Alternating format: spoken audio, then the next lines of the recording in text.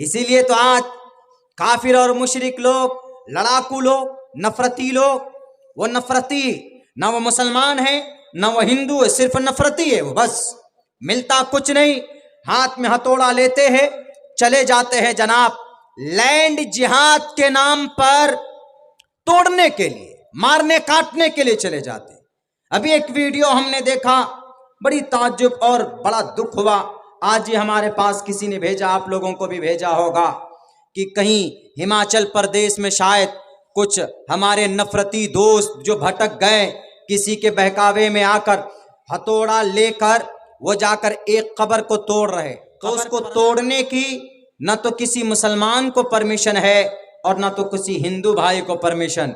अगर कहीं मंदिर है, मूर्ति है, अपनी जगह पर है, मस्जिद है, कब्र है कहीं पर, वो अपनी जगह पर है, उसको रहने दिया जाए। लेकिन पता है क्या है, उसको तोड़ते हुए वीडियो बनाया जाता है। और उस वीडियो में कैसे अल्फाज, उस वीडियो के अंदर ऐसे अल्फाज है कि सुनकर रोंगटे खड़े हो जाते हैं।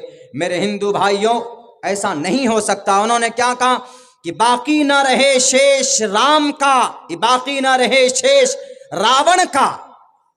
इस जुमले का मतलब समझते हैं? इस जुमले का मतलब इस भारत में अंदर जितने भी मुसलमान, ये सब रावण हैं। बाकी न रहे शेष रावण का, ये फरमान है राम का, उनका ये कहना। कभी भी श्री रामचंद्र जी ने भारत की धरती पर रहकर ये नहीं सोचा अपनी जिंदगी में कि यहाँ हिंदू रहेगा कि मुसलमान रहेगा कि दलित रहे कि कौन रहे। जात पात की तो कोई बात ही नहीं थी।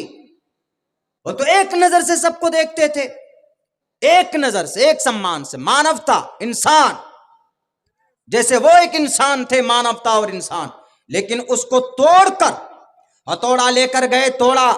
जब पूछा गया उनसे बाद में कि क्यों तोड़ा जी आपने, उन्होंने कहा कि सर इसीलिए तोड़ा हमने कि ये जितने भी टोपी और दाढ़ी वाले, ये जितने भी मस्जिद और मदरसे वाले, यानी जितने भी कलिमा पढ़ने वाले हैं, ये सब के सब रावण वाले हैं। इसीलिए रावण का शेष न इनका कोई वंश बाकी रहेगा। ये फरमान है राम का। मैं कहूंगा कि ये फरमान रामचंद्र जी का नहीं हो सकता। और आपको हिम्मत हुई, आपको शर्म आनी चाहिए। उन नफरती तीनों नौजवानों से मैं कहूंगा, क्या आपको भारत में रहकर इस तरह की हरकतें नहीं करनी चाहिए? न तो भारत का संविधान इजाजत देता।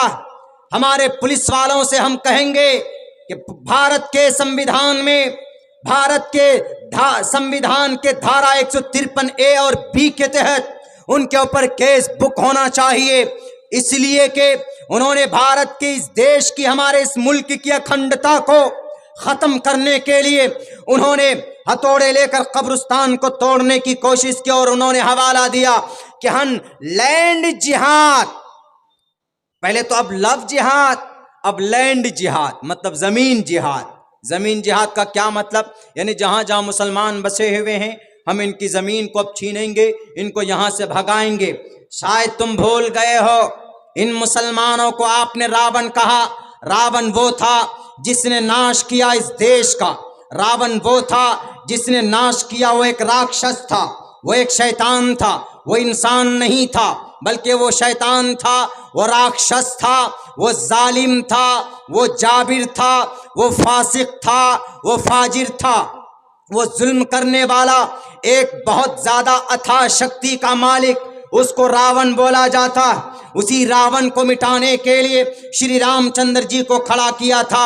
आप भारत के इतने मुसलमानों को रावण का वंश बता रहे हैं। सुन लो, हमारे उन तीनों भाइयों को बोल रहा हूं, अगर आपके दिमाग में ये भूसा भरा है, मेरे नफरती तीनों भाइयों, हथौड़ा लेकर उस जमीन को तोड़ने से और तुम्हारे कह देने से भारत का मुसलमान कोई रावण का वंश नहीं है।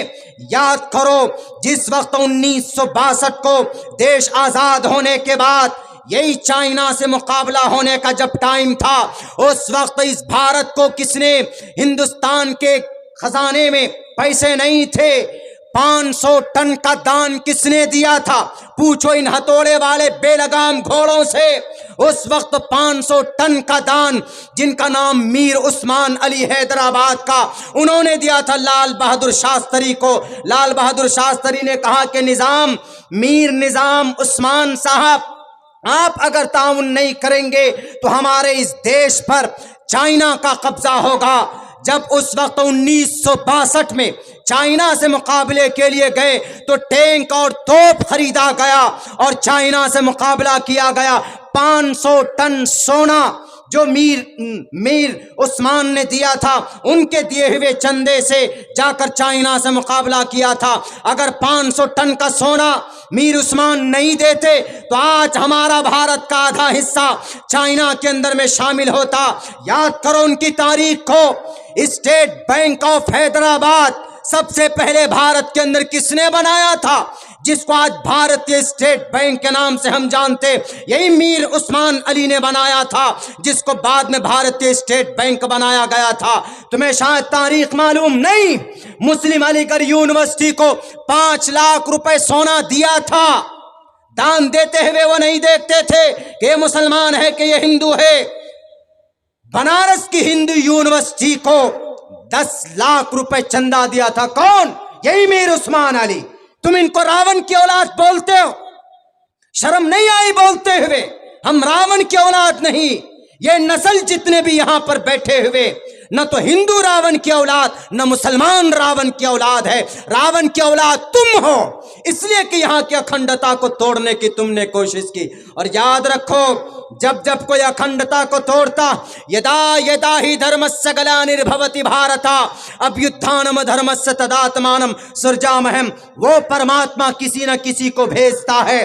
اور آج کے زمانے میں اگر آپ نے اکھنڈتا کو توڑنے کی کوشش کی، ان کو راون کی اگر اولاد کہا تو یہ راون کی اولاد نہیں ہے۔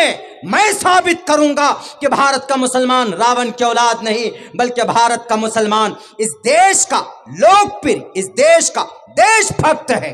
ہندو مسلمانوں کی پرانی تہذیب ہے، پیار سے محبت سے رہتے۔ کس خدا کے کہنے پر تم نے یہ حرکت کی؟ کس نے توڑنے کی تم کو پرمیشن دی؟ کیوں نہیں کارروائی ہوئی ان کے اوپر؟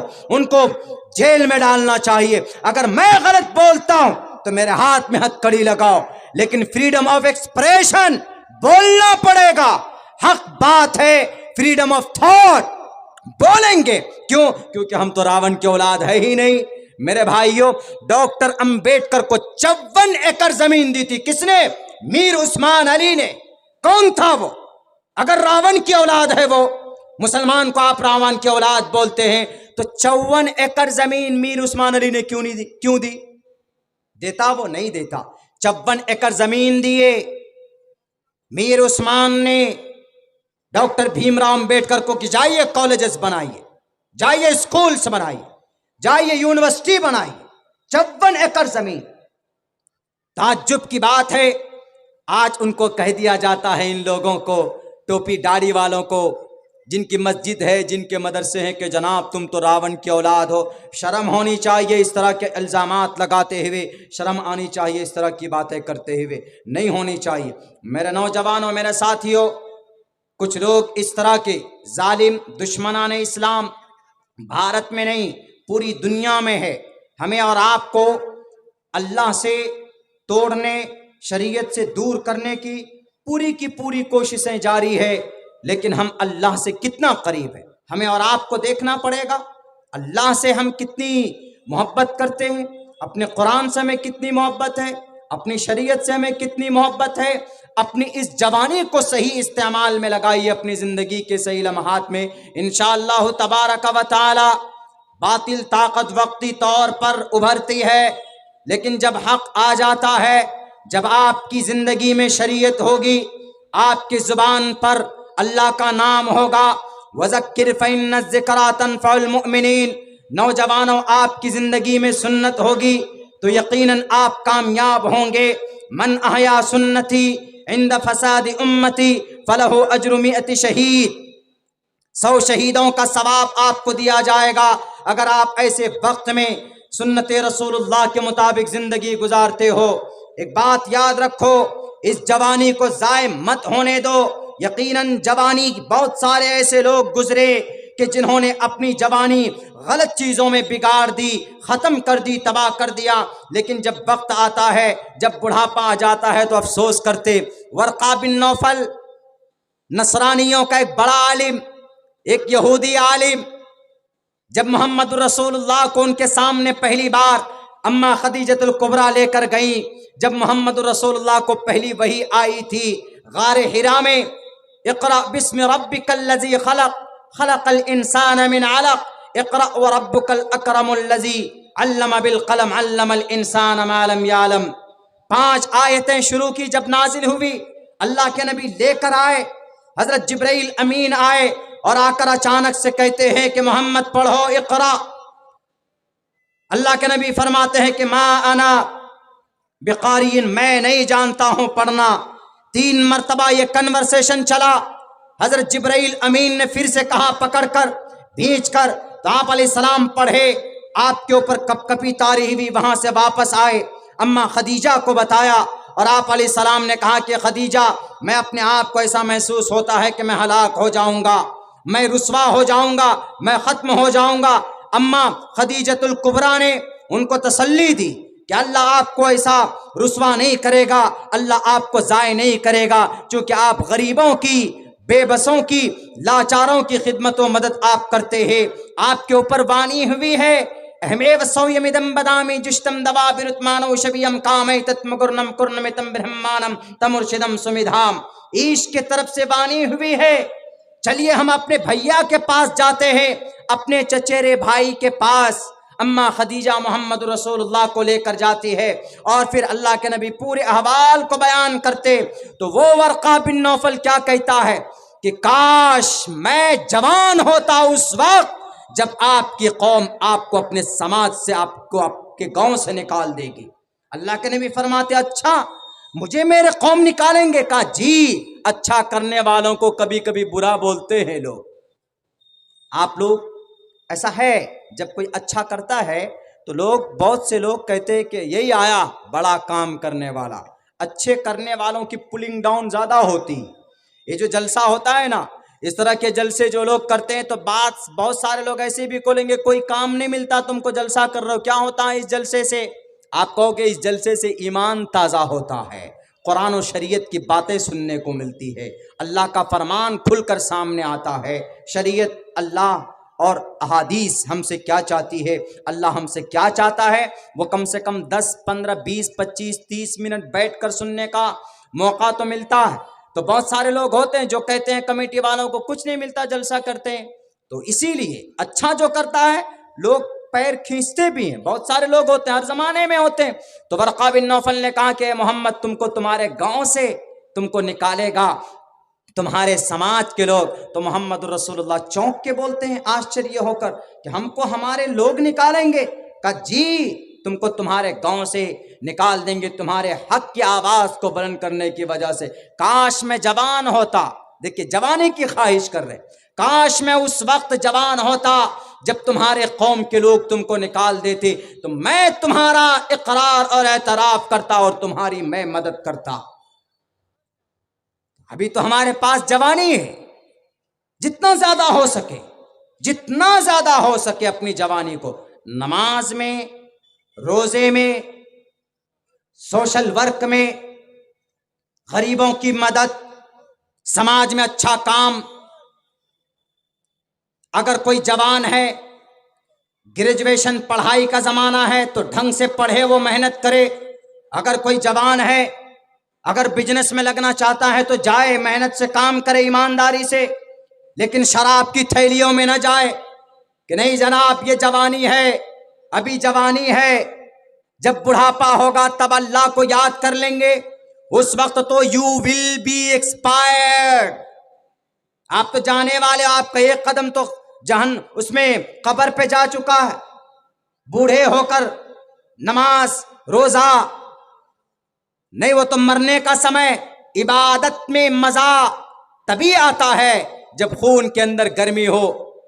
فجر کی نماز میں اٹھو، اس سردی میں وضو کرو ٹھنڈ پانی سے، اللہ کتنا خوش ہوتا ہوگا، یہ میرا بندہ ہے جس کو میں نے پانی سے بنایا ہے، خوبصورت انسان بنا کر بھیجا ہے، دیکھو میری رضا کے لیے اس ٹھنڈ میں بھی، جنوری اور دسمبر کی ٹھنڈ میں بھی اٹھ کر میری رضا کے لیے ٹھنڈ پانی سے وضو کر کے نماز پڑھ رہا ہے۔ اللہ آپ کی قسمت کا فیصلہ آپ زمین پر نماز پڑھیں گے، اللہ آسمان پر آپ کی قسمت کا فیصلہ کر رہا ہوگا۔ اسی لیے میں کہتا ہوں میرے نوجوان ساتھیوں، یقیناً آپ کی یہ جوانی بڑی قیمتی ہے۔ اگر آپ نے اس کو جانے دیا اپنے ہاتھ سے، نہ تو آپ اللہ کے محبوب بن پائیں گے۔ جب آپ اللہ کے وفادار نہیں بنیں گے، جب آپ اللہ کے محبوب نہیں بنیں گے تو مدد کہاں سے آئے گی؟ اللہ کی طرف سے تو آئے گی نہیں۔ آپ کے نیتا لوگ تو مدد کریں گے نہیں، آپ کے دنیا کے لوگ تو مدد کریں گے نہیں، بلکہ یہ تو اپنی طاقت کا ناجائز استعمال کرتے، اپنی طاقت کا عجیب عجیب بھرم پھیلا کر جناب اب تو یہ ہونے والا وہ ہونے والا۔ بڑے تعجب کی بات ہے کہ اس کرونا کال میں سب سے پہلے ہمارے تعلیمی ادارے بند ہوتے، سب سے پہلے اسکول مدرسوں کو بند کیا جاتا۔ یقیناً کرونا ہے مانتے، اگر تحقیقی اعتبار سے دیکھا جائے اگر کرونا واقعتاً ہے، آئی ایکسپٹ اٹ، تو سب سے پہلے شراب خانے کو بند کرنا چاہیے، سب سے پہلے مارکیٹوں کو بند کرنا چاہیے، مدرسوں کو بند کر دیتے ہیں، اسکول کو بند کر دیتے، تعلیم میں لات مار دیتے ہیں آپ، یہ بات نہیں چلے گی۔ اور جناب رات کو کرفیو، کیوں رات کو کرونا سڑک پہ زیادہ دوڑتا ہے؟ وہ تو دن میں زیادہ دوڑتا ہے۔ کرونا جہاں دیکھا بھیڑ زیادہ وہاں پر گھس جاتا ہے۔ میرے بھائیوں، اللہ توفیق دے ان لوگوں کو، صحیح ہدایت کی توفیق دے، صحیح سمجھنے کی توفیق دے۔ نہ معلوم کس طرح کی باتیں ہوتی، ہمیں کسی سے کوئی لینا دینا نہیں، ہم تو اتنا جانتے ہیں کہ اللہ تبارک و تعالیٰ نے 60 سال 70 سال کی زندگی ہمیں دی، بس قرآن و سنت کے مطابق ہماری یہ زندگی گزرنی چاہیے۔ ویداہمیت پرش مہانیما دتیو وارون تپس پرستات ینیایا درشٹی پوتام، ہم اپنی زندگی گزاریں گے درشٹی پوتام، سوچ سمجھ کر، ستیہ پوتام، سچ بول کر، ودید واچم وستر پوتام جلم پبھید، ہم پانی بھی پیئیں گے تو پھونک پھونک کر، یعنی سنت رسول اللہ کے مطابق زندگی گزاریں گے۔ من احیا سنتی کا ترجمہ، میرے مسلمان بھائیوں، اسلام کا سب سے بڑا دشمن، نام ان کا پنڈت دیانند سرسوتی جی اپنی کتاب میں اس حدیث کا تذکرہ کرتا، من احیا سنتی عند فساد امتی، جو میری سنت کو زندہ کرے گا، جس وقت سنت کو مٹایا جا رہا ہو، جس وقت شریعت کی دھجیاں اڑائی جا رہی ہو، اس وقت اگر ایک سنت پر کوئی عمل کرے گا، کوئی اللہ کے فرمان کو اگر کوئی مانے گا، تو اللہ تبارک و تعالیٰ اس کے مقام کو، اس کو 100 شہیدوں کا ثواب اس کے لیے دیا جاتا۔ ہم اور آپ نہیں، اتنی اچھی شریعت ہے ہمارے بیچ میں میرے نوجوانوں، کہ پنڈت دیانند سرسوتی جی، جس کو اللہ پر اعتراض، جس کو بھگوان پر اعتراض، جس کو ایشور پر اعتراض، انہوں نے آریہ سماج بنایا، پنڈت دیانند سرسوتی جی نے آریہ سماج۔ وہ کہتے ہیں نہ ہندو صحیح، نہ مسلمان صحیح، نہ کرسچن صحیح، نہ جین صحیح، نہ بودھ صحیح، اس لیے انہوں نے الگ سے ایک دھرم بنا کر انہوں نے اپنا کلمہ بنایا۔ پنڈت دیانند سرسوتی جی کا کلمہ، انہوں نے کلمہ بنایا، اوم شنو مترا شنو ورونا شنو ورونا شنو بھوت وریما شنا برہما برہسپتی نمو برہمنے نمستے وایو تمیو پرتکشم برہماسی اوم شانتی اوم شانتی اوم شانتی، بہت بڑا منتر شلوک انہوں نے یہ کلمہ بنایا سب دھرم سے الگ ہو کر۔ لیکن بتائیے اس کلمے کو جب اس سنسکرت کی اس لائن کو آپ پڑھیں گے، اوم شنو ورونا اوم شنو مترا، اوم ہم پوجا کرتے ہیں، ہم اکار مکار سکار کرتے ہیں، شنو مترا کا مترا جو بہت زیادہ محبت کرنے والے، یعنی الودود، اللہ کا جو نام الودود ہے اس کا ذکر کیا اپنی زبان میں، سنسکرت زبان میں، اپنے اس کلمے کے اندر، شنو مترا شنو بھوت وریمہ شنا برہما برہسپتی نمو برہمنے، یہ جتنے بھی نام ہیں اس ذات کے، ان سب کے سامنے ہم نتمستک ہوتے ہیں۔ نمستے وایو تمیو پرتکشم برہماسی، یعنی جو ہم قرآن میں سورہ فاتحہ میں پڑھتے ہیں، ایاکا نعبدو، اے اللہ ہم تیری ہی عبادت کرتے ہیں، تیری ہی بھکتی کرتے ہیں، ہم تیرے ہی سامنے اپنے سر کو جھکاتے ہیں۔ وہی بات انہوں نے اپنے منتر کے اندر یہ بات کہی، اتنا پیارا، اتنی پیاری شریعت ہماری ہے، سورہ فاتحہ ہے، کہ کوئی بھی اگر اپنا دھرم بناتا ہے تو کہیں نہ کہیں قرآن سے، احادیث سے ایک ٹکڑا لے کر اپنی شریعت کے اندر رکھ دیتا. کیوں؟ وہ جانتا ہے اس بات کو، وہ جانتا ہے کہ محمد کے بغیر، قرآن کے بغیر، شریعت کے بغیر مکتی نہیں مل سکتی ہے. اس لیے ایک نہ ایک ٹکڑا اپنے گرنتھ کے اندر ضرور موجود رکھتا. میرا نوجوان ساتھیو، کتنی خوشی کی بات ہے، پوری دنیا میں سب سے بہترین اور خوبصورت نظام، خوبصورت شریعت، بہتر شریعت اگر کوئی ہے تو وہ آپ کے پاس ہے، قرآن اور حدیث اور محمد رسول اللہ کی پوری زندگی آپ کے پاس. بچپن سے لے کر جوانی تک، جب وہ کرسچن رائٹر لکھنے نکلا 100 لوگوں کی کہانی، 100 لوگوں کی ہم کہانی لکھیں گے، جب 99 لوگوں کی کہانیاں، ان کے قصے لکھ چکا ان کی زندگی کا، تو انہوں نے سوچا، کسی نے کہا کہ سر ایک آدمی کی کہانی تو آپ نے لکھی نہیں. کہا کون؟ کہا پروفیٹ محمد کی. انہوں نے کہا کہ I don't know prophet Muhammad. Who is prophet Muhammad? انہوں نے کہا کہ sir just consider and just research the life of prophet Muhammad صلی اللہ علیہ وسلم. اس نے شروع کی انسائکلوپیڈیا، رامائن، مہا بھارت، گیتا، جناب رگوید، یجروید، سام وید، اتھرو وید، سارے کتابیں پڑھنی انہوں نے شروع کی. پڑھتے پڑھتے آگے گئے، لیکن جب 99 لوگوں کی پوری زندگی انہوں نے پڑھی تو کہیں کہیں پر اچھے اچھے کام دکھتے تھے ان کے، ایک ٹکڑا لے لیا. لیکن جب محمد رسول اللہ کی پوری زندگی پڑھی تو اس نے یہ کہا، اس انگریز نے، کہ محمد رسول اللہ کی پوری زندگی عمل کیے جانے کے لائق ہے، چاہے بچپن کی زندگی ہو، کہ جوانی کی زندگی ہو، کہ بڑھاپے کی زندگی ہو، کہ وفات کے وقت کی زندگی ہو. پوری زندگی اگر قابل فالو ہے تو محمد رسول اللہ صلی اللہ علیہ وسلم کی لاسٹ میں 100 نمبر پر، 100 نمبر پر محمد کا نام ہونا چاہیے. لیکن وہاں سے اٹھا کر انہوں نے پہلے نمبر پر محمد رسول اللہ کا نام رکھا. ہم جو مسلمان ہیں، اسی محمد رسول اللہ کے لائی ہوئی شریعت قرآن ہے. 23 سال کے قلیل مدت میں وہ قرآن محمد پر اترا. ہم اس قرآن کو مانتے ہیں، ہم نبی کی لائی ہوئی شریعت کے مطابق زندگی گزارتے ہیں.